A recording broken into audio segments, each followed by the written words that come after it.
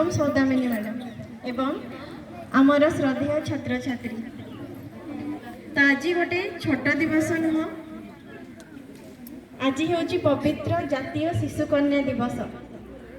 शुणा लगुव केवल गोटे दिवस, एमती वर्ष सारा बहुत दिवस आसे पालित हुए, आमे तार उद्देश्य जानती एवं किछि पालन करने चेष्टा करती।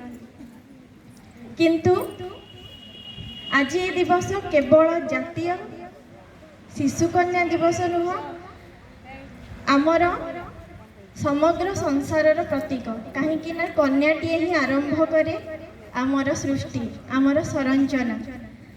आउ से अनेक प्रकार अभिनय करिथाए एवं आमर संसार को सार्थक करने को चेष्टा करिथाए। जेमिति कि छोट कड़ीटीए सदृश कन्याटीए होई जन्म ग्रहण करे, अगणारे खेली बोले एवं खुशीर लहरी खेलाई दिए।